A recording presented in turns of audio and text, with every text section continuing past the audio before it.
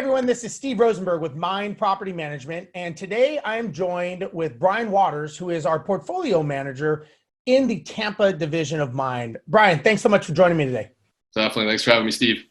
So, Brian, as investors, it can be a very scary thing when you make a mistake. And I think the reason it can be scary when you fail is because there's really no playbook that tells you when you're going to fail. There's no manual that says if you do this, that will go wrong. And sometimes, it could be a small failure or it can be a big failure. And I'm sure as a property manager out in Tampa and been doing it for a while, I'm sure you've seen small and big failures. But I'm guessing there's also a common thread and a commonality with investors that fail and things that they do. Could you maybe give us some tips on maybe just the top 3 things or so that you have found that causes investors the biggest failures? Sure. Right off the bat of you talking this, I can't see how many times that people have placed the wrong tenant. That is probably the number one failure on an investment. Guilty. I've done it too. Right.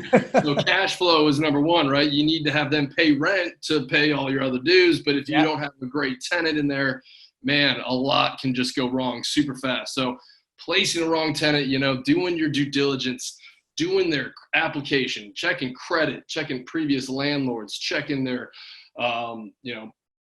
their employment income, making sure they are still employed. Actually calling and checking, right? For sure. Not just the old pay stub that say, oh, that looks okay.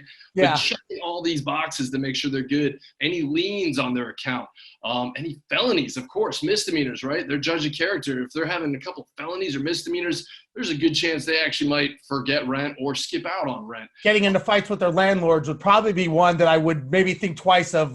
Punching holes in the wall because they're upset, man, placing wrong tenants just could be the worst thing to happen. Absolutely, without a doubt. I completely agree. What are some others? Some others, maybe getting something that you're too house broke, right? And by that I mean your rent doesn't cover all your expenses, right? You have this beautiful house and you put all this money into it and you did all these different things, but the rent that you're getting is not covering all these expenses and you're getting that negative cash flow. You definitely want to buy right, buy a sound investment, but you want to make sure that you have that cash flow. People look for a rule of thumb of maybe $300 at least a month that they're making on their investment property to make it an investment. If you get more, obviously the better.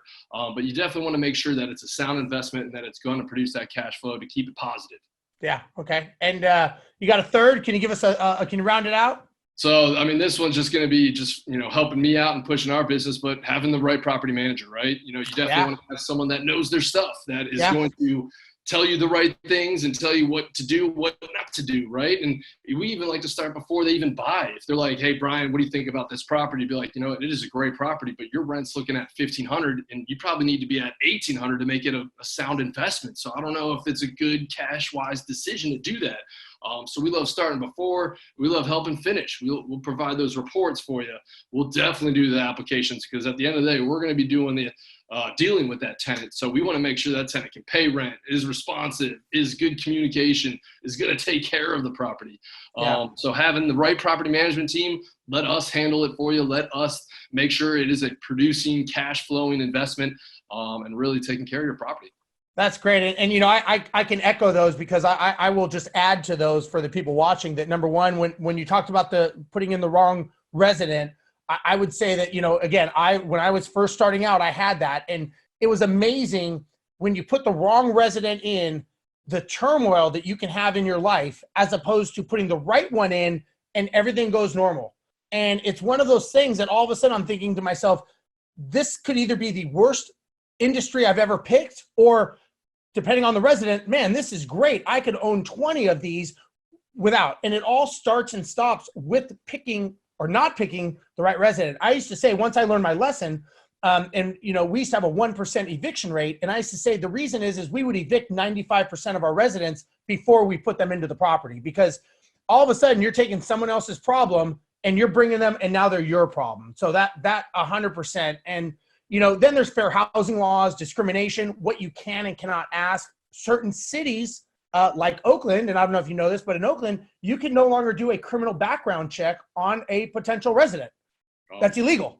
So, if you don't know this and you are just a landlord and you are, you have a vacancy every couple years and you put someone in and you do a background check, next thing you know, the fines are extremely out of this orbit high for that.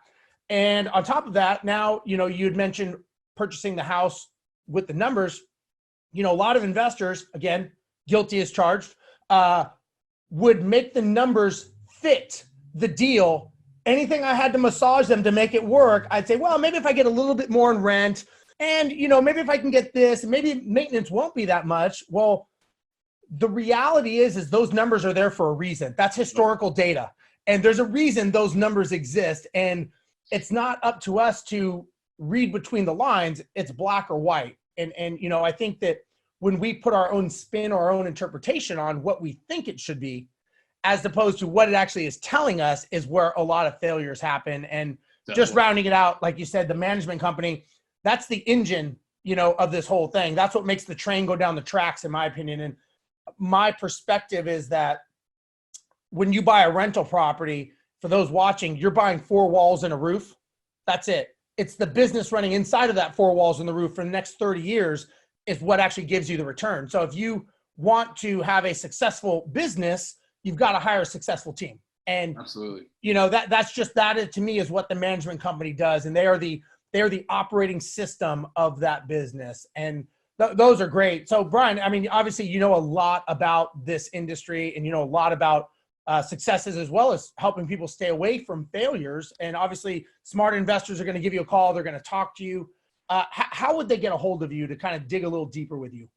Definitely. You can always find out a lot more information on us and our company at mind.co. That's .co.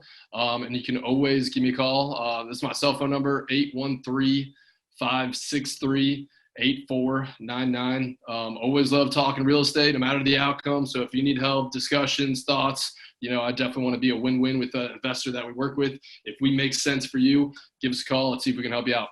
That's great. And if you do want to talk more real estate, you can go to our Facebook group. It's an exclusive group. It's called the Mastermind, MYND, Mastermind Real Estate Investment Club. There you can engage with other investors, have conversations. I'm in there. People like Brian are in there.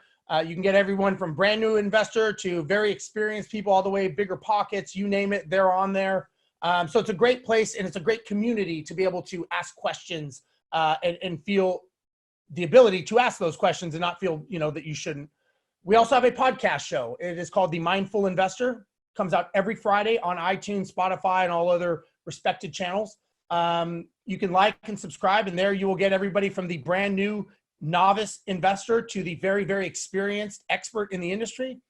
And what we do is we talk about the successes that they have, but more importantly, I want to know their failures and challenges and how they overcome those every day and how they get through those. Because as an investor myself, I'm always learning. You should be learning. Brian's always learning. That's how we learn, is we learn by our failures and how we achieve success past those. So make sure you like and subscribe. And again, anything we can do to help you, please reach out. We'd love to help you. We don't need to manage your property just to help you. On behalf of Brian and myself, thank you so much for watching. We'll see you next time. Thanks for watching. Don't forget to like, comment, and subscribe. And if you'd like to keep the conversation going, join our Facebook group.